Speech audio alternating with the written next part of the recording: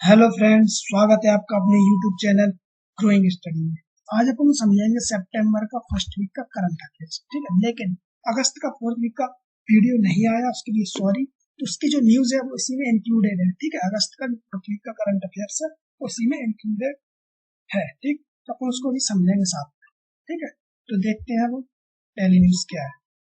तो जितेंद्र सिंह ने कमल की एक नई किस्म नमो 108 का अनावरण किया है। ठीक है, तो जितेंद्र सिंह कौन है? केंद्रीय विज्ञान और प्रौद्योगिकी मंत्री है जितेंद्र सिंह। ठीक है, इनके द्वारा 108 पंखुड़ियों वाले कमल के फूलों की नई किस्म, जिसका नाम है नमो 108, ठीक है, का अनावरण किया है। ठीक, तो नाम याद रखना, नमो 108 किसकी नई किस्म है? कमल की। ठीक है, तो क्वेश्चन सीधा सीधा बन जाएगा।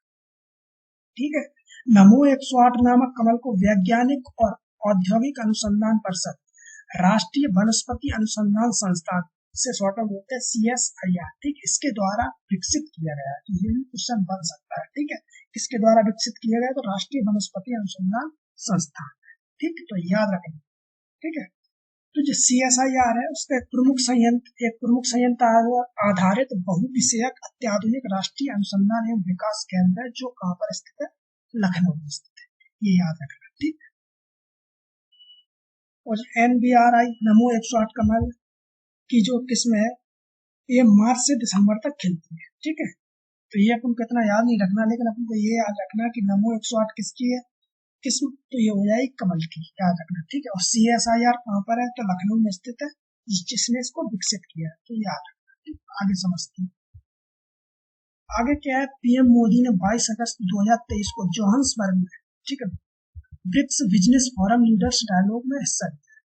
जो ब्रिक्स सम्मेलन है, ठीक है, 2023 का, वो कहाँ पर हो रहा है? वो हो रहा है दक्षिण अफ्रीका में। ठीक है, तो उसका एक शहर है जोहान्सबर्ग। तो याद रखना। ठीक है, सीधा सीधा क्वेश्चन बन जाएगा कि 2023 का ब्रिक्स सम्मेलन कहाँ पर हुआ है? तो ये हुआ है यहाँ पर दक्षिण अफ्रीका के जोहान्सबर्ग। इम्पोर्टेंट इसलिए भी हो जाता है क्योंकि 2020 से, ठीक है, ये क्या वर्चुअली हो रहा था, लेकिन ये क्या है, अब ये वर्चुअली नहीं है। ठीक है, क्योंकि कोरोना काल में वर्चुअली था। ठीक, तो 20-21 तक, आज तक ऐसे ही चला, लेकिन अब ये क्या है, ये अब वर्चुअली नहीं है। ठीक है, ये शहर पर जाके अपने यहाँ से प्रधानमंत्री गए और ब्रिक्स के जितने भी मुख्य वहाँ के हैं, जो प्रधानमंत्री या राष्ट्रपति, वो सब आए हैं। तो ठीक है, तो याद रखना कहाँ पर? दक्षिण अफ्रीका में, जोहान्सबर्ग। ठीक है, तो याद रखना। तो सीधा सीधा क्वेश्चन यही बन जाएगा कि ब्रिक्स सम्मेलन 2023 कहाँ पर हुआ है? जोहान्सबर्ग, दक्षिण अफ्रीका। ठीक है, ये 15वां ब्रिक्स सम्मेलन है। ठीक, 22 अगस्त को ये दक्षिण अफ्रीका पहुंचे नरेंद्र मोदी। ठीक है, तो याद रखना। बस अपन को इतना याद रखना, फिर उसमें जाके इन्होंने अपनी अपनी बातें कही है, अलग अलग राष्ट्रपति, अलग अलग प्रधानमंत्री। ठीक है, तो आगे देख लो क्या बोला है। ब्रिक्स जो बिजनेस फोरम लीडर्स है, उसका डायलॉग को संबोधित करते हुए, ठीक है, नरेंद्र मोदी ने कहा है कि वैश्विक अर्थव्यवस्था में आर्थिक उथल पुथल के बावजूद, मतलब पूरे विश्व में जो आर्थिक स्थिति है वो उथल पुथल, यानी कि बहुत कंडीशन खराब चल रही है कोरोना काल से। ठीक है, कितने ही बड़े देशों, अमेरिका और चाइना, सबकी कंडीशन खराब चल रही है, लेकिन फिर भी भारत दुनिया में सबसे तेजी से बढ़ती प्रमुख अर्थव्यवस्था बना हुआ है। ठीक है, तो ये एक अच्छी बात भी है। ठीक है, क्योंकि अभी जो देश की कंडीशन और चल रही है अमेरिका या चाइना, तो उनकी ग्रोथ इतनी है ही नहीं। ठीक, बहुत से देश तो माइनस में चल रहे हैं, लेकिन इंडिया की ग्रोथ पॉजिटिव हो रही है और अच्छी हो रही है। ठीक है, याद रखना। उन्होंने कहा कि भारत जल्द ही $5 ट्रिलियन की अर्थव्यवस्था बन जाए। ठीक, यही बात उन्होंने अपने उसमें बोली है। ठीक, अब देखो, जो ब्रिक्स है, उसमें कौन कौन से देश है ये भी याद रखना। ठीक है, ब्राजील है, रूस है, ठीक, भारत है, चीन है और दक्षिण अफ्रीका, ये शामिल है ब्रिक्स में। ठीक, याद रखना, 5 देश है। ब्रिक्स वैश्विक आबादी का मतलब पूरे विश्व की आबादी जितनी भी है, उसमें ब्रिक्स के जो देश है उसमें 42% आबादी ब्रिक्स के ही देशों के पास है। ठीक है, और जो विश्व सकल घरेलू उत्पाद है, यानी विश्व की जो जितनी भी GDP है, ठीक, उसका 23% ब्रिक्स रखता है अपने पास। ठीक, और वैश्विक व्यापार का 18% का प्रतिनिधित्व करता है। ठीक है, तो ये क्या, ब्रिक्स देश के बारे में। ठीक है, आगे अपन और समझते हैं। देखो क्या है, भारत ने ब्रिक्स के विस्तार के लिए सर्वसम्मति आधारित दृष्टिकोण का समर्थन किया। ठीक है, तो ये बहुत इंपॉर्टेंट है। ठीक, आगे देखो, ब्रिक्स के विस्तार की जरूरत क्या है। अब ब्रिक्स का जो इसमें एक और नई चीज हुई है कि ब्रिक्स सम्मेलन हुआ है दक्षिण अफ्रीका का, उसमें क्या है, अब इसको विस्तार कर रहे हैं, यानी कि 5 देश से और बढ़ाने की कोशिश की जा रही है ब्रिक्स को। ठीक है, तो इसकी जरूरत क्या पड़ रही है उसको समझते हैं। ठीक, रूस है जो G7 संचालित वैश्विक राजनीतिक आर्थिक मॉडल का विकल्प चाहता है, यानी कि जो G7 है, जिससे पहले G8 के नाम से जाना जाता था। ठीक है, तो उसमें G8 था, तब रूस था उसमें G8 में, लेकिन अब क्या वो G7 हो गया, रूस को उससे निकाल दिया है, क्योंकि यूक्रेन और जो रूस का चल रहा है युद्ध या जो मुद्दा है उसी कारण उसको निकाल दिया गया। ठीक है, रूस को, तो वो हो गया G7। तो उसका ही एक वो चाहता है अल्टरनेटिव। ठीक है, जो विश्व वैश्विक राजनीति में जो G7 कर रहा है वही हमारा ब्रिक्स करे। ठीक है, इसीलिए ये रूस का एक मॉडल है, रूस ने इस पर सहमति जताई है, रूस ने अपना प्रस्ताव रखा है। ठीक है, तो भारत वैश्विक बहुपक्षीय प्रणालियों में बदलाव के समर्थन है, मतलब भारत ने भी समर्थन किया है कि हाँ इसका विस्तार होना चाहिए, ताकि उन्हें ग्लोबल साउथ की जरूरतों के प्रति अधिक संवेदनशील बनाया जा सके।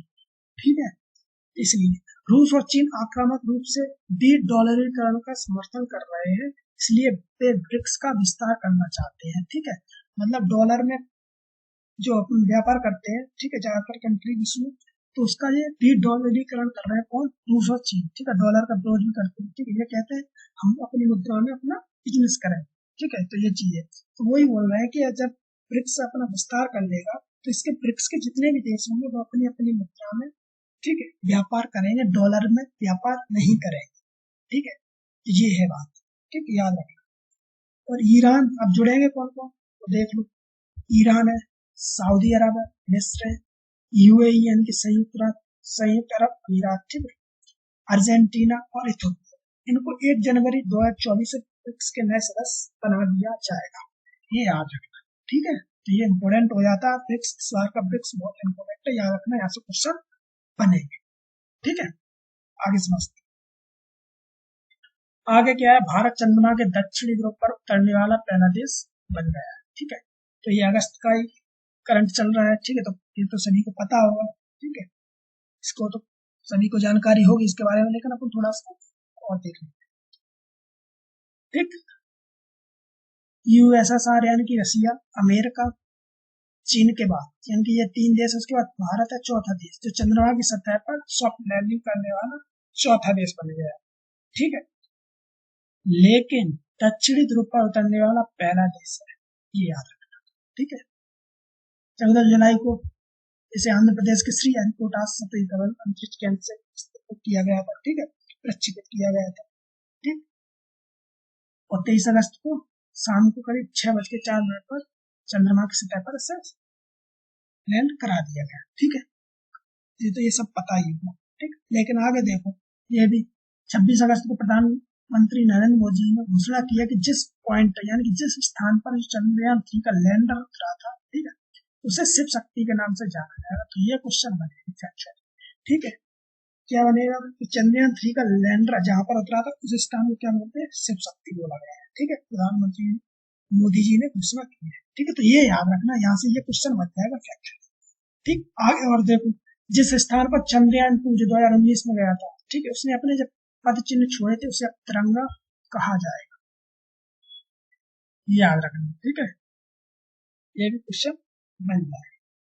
आगे देखो, चंद्रमा पर चंद्रयान-3 लैंडर की लैंडिंग को चिन्हित करने के लिए 23 अगस्त, ये इम्पोर्टेंट हो जाएगा, एक और डेट जुड़ गया है, उसे बोलते हैं राष्ट्रीय अंतरिक्ष दिवस के रूप में मनाया जाएगा। तो ये क्वेश्चन बन जाएगा कि राष्ट्रीय अंतरिक्ष दिवस कब मनाया जाएगा, तो 23 अगस्त को। ठीक है, इसकी घोषणा की है प्रधानमंत्री नरेंद्र मोदी जी ने। ठीक है, तो ये याद रखना।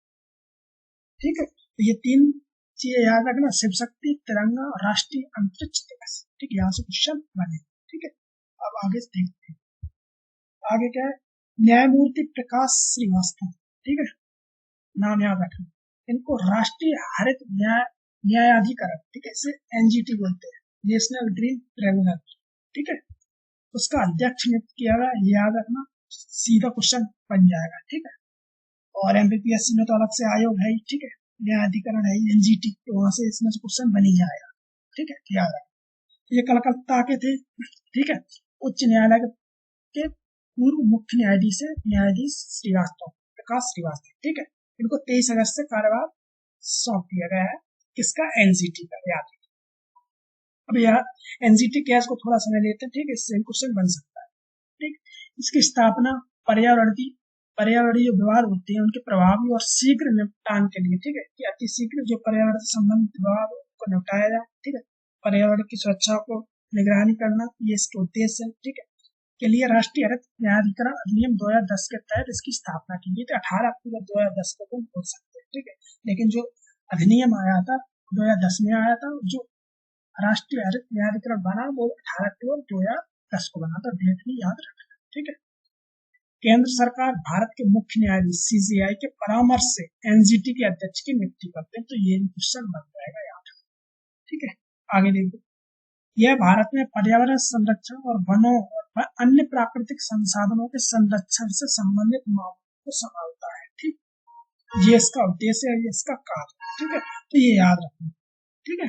नाम याद रखना प्रकाश श्रीवास्तव, ठीक है, एनजीटी के नए अध्यक्ष। आगे देखो, आर प्रज्ञानंद, ठीक है, नाम याद रखना FITE, ठीक है, विश्व कप विजेता रहे। तो ये नाम याद रखना, आर प्रज्ञानंद को विजेता रहे। तो विजेता कौन रहा है? तो मैग्नस कार्लसन, ठीक है, ये नाम याद रखना। ये विजेता रहे, इन्होंने पहली बार जीता है FITE, ठीक है। इसे फिडे बोलते हैं, ठीक है, शॉर्ट में फिडे, FITE, ठीक है। तो ये किसने जीता है? मैग्नस कार्लसन ने। नाम याद रखना। उपविजेता कौन रहा है? आर प्रज्ञानंद, ठीक। तो दोनों नाम याद रखना इम्पोर्टेंट। आर प्रज्ञानंद शतरंज विश्व कप फाइनल में पहुंचने वाले सबसे कम उम्र के खिलाड़ी बन गए हैं, ये भी याद रखना, ठीक है। तो यहाँ से सीधा सीधा क्वेश्चन बन जाएगा, ठीक। और ये हुआ कहाँ पे है? फिडे, ठीक है। FIDE विश्व कप 2023 29 जुलाई से 25 अगस्त तक चला। कहाँ पर? बाकू। बाकू कहाँ पर है? तो अजरबैजान। तो नाम से कंट्री का नाम याद रखना। बाकू नाम याद रहे या ना रहे, लेकिन ये सीधा सीधा क्वेश्चन बन जाएगा कि फिडे का विश्व कप यानी कि चेस वर्ल्ड कप कहाँ पर था? तो अजरबैजान, ठीक है। तो ये याद रखना, ठीक है। वर्ल्ड चेस फेडरेशन बोलते हैं इसे, ठीक है। तो नाम याद रखना। और कहाँ पर हुआ है? अजरबैजान। तो ये याद रखना, ठीक। मैग्नस कार्लसन इन्होंने जीता है, वो विजेता रहे आर प्रज्ञानंद, ठीक। आगे देखते हैं, आगे क्या है? स्वच्छ वायु सर्वेक्षण रैंकिंग 2023 में इंदौर शीर्ष पर रहा है। तो ये याद रखना इम्पोर्टेंट है, ठीक। और MPSC या MP की कोई भी एग्जाम के लिए इम्पोर्टेंट ज्यादा बन जाता है, ठीक है। तो स्वच्छ वायु सर्वेक्षण किया गया तो उसमें इंदौर शीर्ष पर रहा है, याद रखना। स्वच्छ वायु सर्वेक्षण रैंकिंग 2023 में इंदौर ने 200 में से 187 अंक हासिल कर शीर्ष स्थान प्राप्त किया है, ठीक है। तो ये याद रखना। इंदौर 10 लाख से अधिक जनसंख्या श्रेणी में शीर्ष पर रहा है, ठीक है। इंदौर का जो AQI है, ठीक है, एयर क्वालिटी इंडेक्स, वो 84 है, जो कि संतोषजनक रहा है, ठीक है। तो ये याद रखना, ठीक। आगरा, ठाणे, इनका क्रम क्या है?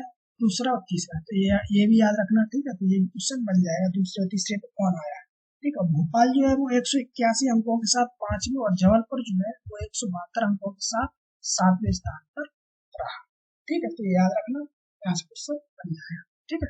आगे देखते हैं, आगे क्या है? नीरज चोपड़ा हंगरी के बुडापेस्ट में आयोजित विश्व एथलेटिक्स चैंपियनशिप में स्वर्ण पदक जीतने वाले पहले भारतीय ये याद रखना, ठीक है, नीरज चोपड़ा, ठीक। तो विश्व एथलेटिक्स चैंपियनशिप सीधा सीधा क्वेश्चन बनेगा कहाँ पर हुई है? तो हंगरी के बुडापेस्ट में, ठीक है। और किसने जीता स्वर्ण पदक इसमें? स्वर्ण, तो वो है नीरज चोपड़ा, ठीक है। तो नाम याद रखना, ठीक है। जून के करंट अफेयर्स में भी मैंने बताया था, इन्होंने जीता था उस टाइम पर क्या? डायमंड लीग, ठीक है। तो वहां पर भी ये स्वर्ण लेकर आए थे, ठीक है। तो नाम याद रखना, काफी अच्छी पर्सनैलिटी है, ठीक है। ये न्यूज में काफी यहाँ से क्वेश्चन बनेगा, ठीक है, ठीक। फर्स्ट सेकंड पे भी रहते हैं, गोल्ड तो लाते ही, ठीक है। और सेकंड, फर्स्ट सेकंड बस इनका यही स्थान है, ठीक। तो नाम याद रखें, नीरज चोपड़ा, ठीक है।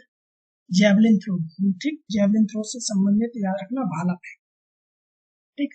Golden ball of Indian athletics भी बोलते हैं, golden ball of Indian athletics, ठीक है। ये भी क्वेश्चन बन सकता है, ठीक। तो इस प्रतिष्ठित चैंपियनशिप में स्वर्ण पदक जीतने वाले और पहले भारतीय एथलीट बनकर इतिहास में अपना नाम दर्ज कराया है, ठीक है। तो नीरज चोपड़ा ने अपने को ये याद नहीं रखना कितने मीटर फेंका है, ठीक है। तो नीरज चोपड़ा फर्स्ट पर आए थे और सेकंड पर आए थे पाकिस्तान के थे अरशद नदी, ठीक है। तो याद, आगे देखो, भारत का पहला AI स्कूल केरल की राजधानी ठीक है, केरल की राजधानी तिरुवनंतपुरम में लॉन्च किया गया। तो ये भी सीधा क्वेश्चन बन सकता है एक्चुअली कि भारत का पहला एआई स्कूल कहाँ पर खोला गया, तो केरल। जगह पूछी जाए तो तिरुवनंतपुरम। ठीक है, याद रखना। Artificial intelligence school. ठीक, पूर्व राष्ट्रपति रामनाथ कोविंद। ठीक है, रामनाथ कोविंद ने इस स्कूल का उद्घाटन किया। तो ये भी क्वेश्चन बन सकता है क्योंकि इसका उद्घाटन किसने किया, पूर्व राष्ट्रपति रामनाथ। क्योंकि ऑप्शन में अगर द्रौपदी मुर्मू जी दे रखा है तो लोग सबसे ज्यादा वही लगाए क्योंकि वो प्रेजेंट में राष्ट्रपति।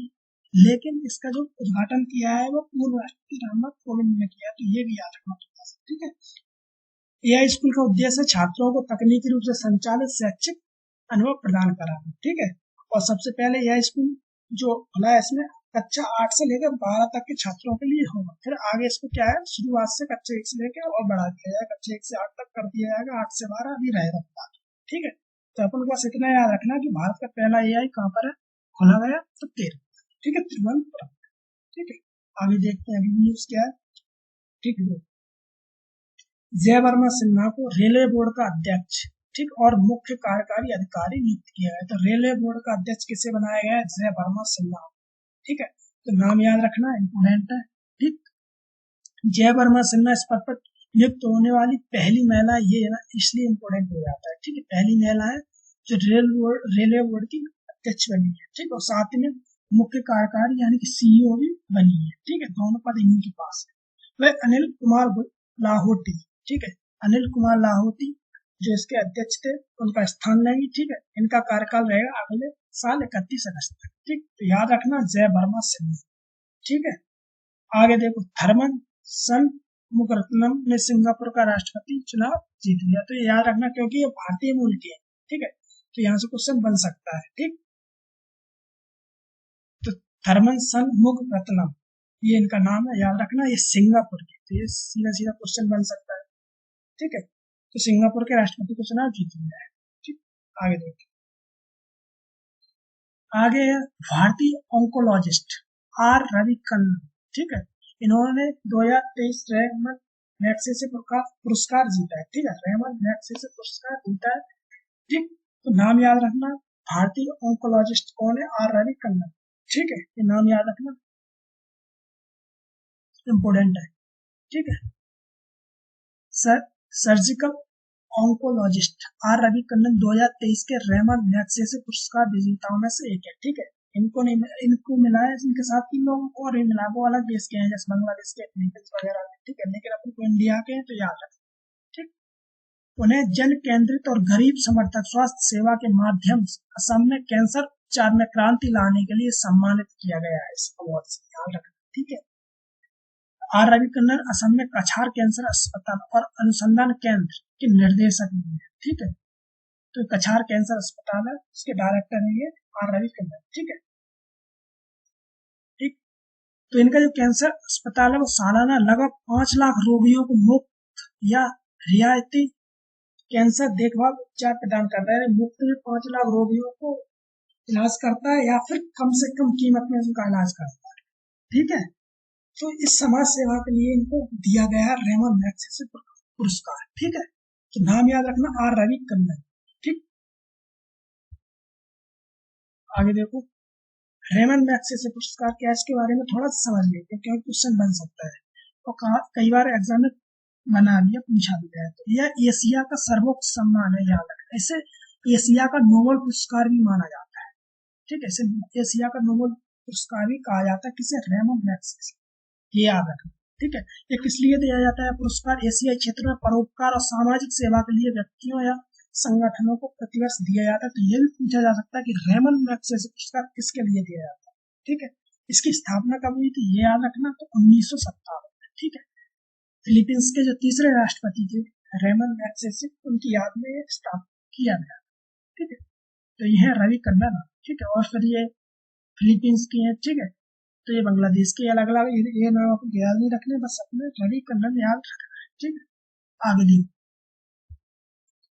आगे भारत का पहला सूर्य मिशन, अंतरिक्ष मिशन क्या है, आदित्य एल 1। ठीक है, श्रीहरिकोटा से लॉन्च किया गया। ठीक, तो इसके बारे में भी सभी को जानकारी होगी। ठीक है, इसको 2 सितंबर को लॉन्च किया गया था। ठीक, तो श्रीहरिकोटा से इसे लॉन्च किया गया था। याद क्या रखना है, याद ये रखना है कि PSLV C-57, ये याद रखना है किस प्रक्षेपण यान से प्रक्षेपित किया गया है, तो वो है PSLV C-57, ये याद रखना, ये सीधा क्वेश्चन जरूर बनेगा, ठीक है, याद रखना। इससे सूर्य पृथ्वी प्रणाली के लैग्रेंज पॉइंट L1 के चारों ओर एक प्रभामंडलीय कक्षा में स्थापित किया जाएगा। अब L1 पॉइंट वगैरह क्या होता है, इसके लिए मैंने अलग से आदित्य L1 का पूरा डेडिकेटेड वीडियो बना रखा है, ठीक, उसे जाकर देख लेना, ठीक है।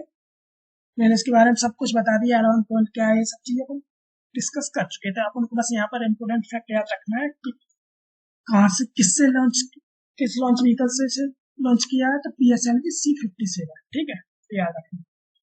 L1 तक 1.5 मिलियन किलोमीटर की दूरी तय करने के लिए आदित्य L1 लगभग 100 दिनों की यात्रा करेगा, ठीक है। जिस दूरी पर ये जा रहा है, यानी 1.15 लाख किलोमीटर की दूरी पर ये स्थापित होगा, यह सूर्य की दूरी का मात्र 1% है, ठीक है।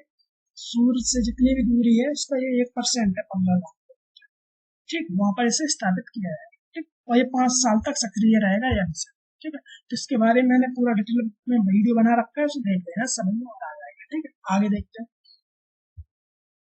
आगे क्या है, डूरंड कप 2023 के फाइनल में मोहन बागान ने ईस्ट बंगाल पर 1-0 से जीत हासिल की। तो याद क्या रखना है, डूरंड कप 2023 किसने जीता, मोहन बागान ने, ठीक है, किसको हराया, ईस्ट बंगाल, ये दोनों चीजें याद रखनी, ठीक है। तो मोहन बागान ने अपना 17वां डूरंड कप जीता है, जो सबसे ज्यादा जीती जाने वाली टीम है, मतलब डूरंड कप को सबसे ज्यादा जीतने वाली मोहन बागान टीम बन चुकी है, जिसने 17 बार यह खिताब जीता है, ठीक है, तो याद रखना, ठीक। डूरंड कप की स्थापना कब, डूरंड कप 2023 की शुरुआत कब से की गई, 23 अगस्त को, ठीक है। तो ये अपन को इतना याद नहीं रखना, ठीक है। टूर्नामेंट का 132वां संस्करण था, ठीक है, ये सब चीजें अपन को याद नहीं रखना, ठीक है। लेकिन ये कब से स्टार्ट हुआ था, याद रखना, तो यह पहली बार 1888 में शिमला में आयोजित किया गया था, ठीक, और किससे रिलेटेड है ये भी याद रखना है। डूरंड कप जो रिलेटेड है वो फुटबॉल से रिलेटेड है, कई बार पूछा गया है, ठीक, वो पूछा भी जाता है, अलग अलग जो कप होते हैं अलग अलग स्पोर्ट्स के, उनसे रिलेटेड पूछा जाता है, ठीक है, कौन सा कप किससे रिलेटेड है, तो याद रखना। तो डूरंड कप फुटबॉल से रिलेटेड है, याद रखना, ये प्रतिवर्ष आयोजित किया जाता है, ठीक है, याद रखना। आगे देखो, आगे क्या है, अमेरिकी राज्य जॉर्जिया ने आधिकारिक तौर पर अक्टूबर माह को हिंदू विरासत माह घोषित किया है, तो ये याद रखना, ठीक है। तो अमेरिका का कौन सा राज्य है, जॉर्जिया, जिसने अक्टूबर माह को क्या किया, हिंदू विरासत माह, तो ये क्वेश्चन बन जाएगा, ठीक है। आगे क्या देखो, अमेरिकी राज्य जॉर्जिया के गवर्नर ब्रायन कैंप ने अक्टूबर को हिंदू विरासत माह घोषित किया है।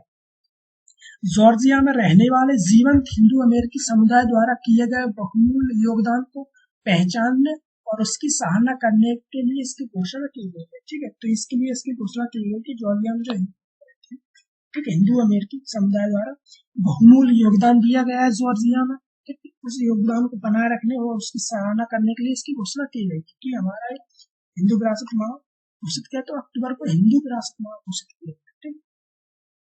तो अमेरिका में हम बोलते हैं इसे, ठीक है, alliance of Hindu in north America, उत्तरी अमेरिका के हिंदुओं का गठबंधन। इस साल का स्वागत किया और गवर्नर का, इस पहल का स्वागत किया और गवर्नर का आभार व्यक्त किया। तो अपन बस इतना याद रखना कि हिंदू विरासत माह किसने, तो राज्य जो जॉर्जिया अमेरिका का, उसने घोषित किया था, ठीक है यार। आगे क्या है, सीएम शिवराज सिंह चौहान ने 6 सितंबर को मध्य प्रदेश के सांची में देश की पहली सोलर सिटी का उद्घाटन किया है, ये याद रखना, मोस्ट इम्पोर्टेंट है, ठीक है। देश की पहली सोलर सिटी बन चुकी है सांची, 6 सितंबर को इसका उद्घाटन भी किया है श्री सीएम शिवराज सिंह चौहान, ठीक है, याद रखना। तो सांची सोलर सिटी सालाना लगभग 13,747 टन कार्बन डाइऑक्साइड उत्सर्जन को कम करेगा, ठीक है। ये इसका टारगेट रखा गया है हर साल 13,747, ठीक है, लगभग 14,000 टन कार्बन डाइऑक्साइड उत्सर्जन को यह कम करेगा, जो 2 लाख से अधिक वयस्क पेड़ों के बराबर है, ठीक है, ये याद रखना। पीएम नरेंद्र मोदी ने 2070 तक देश के हर राज्य में एक सोलर सिटी विकसित करने का लक्ष्य रखा है, कि 2070 तक हर देश के हर राज्य में एक सोलर सिटी जरूर है, ठीक है।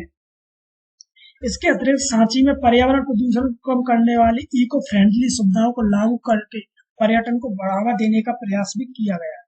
ठीक है, तो याद रखना करंट में क्वेश्चन बन जाएगा। ठीक है, सांची को यूनेस्को की वर्ल्ड हेरिटेज साइट में भी शामिल किया गया, कब किया गया था? तो 1989 में। ये याद रखना, ये भी क्वेश्चन बन जाएगा कि करंट में सांची है, तो सब कुछ पूछा जा सकता है यहाँ से। ठीक है, याद रखना। तो ये चीज है। ठीक है, ग्रिड संयोजित परियोजना 8 मेगावाट और परियोजना की स्थापना, ये सब चीजें। ठीक है, रहवासियों को मध्य उपकरणों के प्रयोग को प्रोत्साहन देना।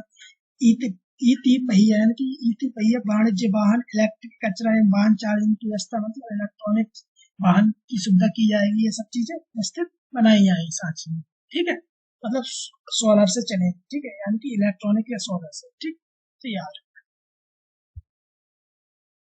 आर माधवन को film and television institute of India, ठीक है, याद रखना, FTII, film and television institute of India society का अध्यक्ष नियुक्त किया गया है। किसको? आर माधवन, याद रखना। ठीक है, एक्चुअली क्वेश्चन बन जाएगा। तो FTII सोसाइटी के अध्यक्ष के रूप में शेखर कपूर का कार्यकाल जो था वो 3 मार्च को समाप्त हो गया था। ठीक, आर माधवन कौन? एक प्रसिद्ध अभिनेता है। ठीक है, इनको जानते ही होंगे काफी लोग। इन्होंने 3 इडियट्स में काम किया है। ठीक है, तनु बैट्समैन और रंग दे बसंती, इनकी कुछ सुपरहिट फिल्म है। ठीक है, तो 3 इडियट्स से 3 इडियट में इन्होंने अच्छा रोल किया। ठीक है, तो 3 इडियट से काफी फेमस भी है। ठीक है, याद रखना। उन्होंने रॉकेटरी द नाम्बी इफेक्ट से अपने निर्देशन की शुरुआत की, यानी कि डायरेक्ट फिल्मों को भी ये डायरेक्ट करने लगे, डायरेक्टर भी बन चुके हैं।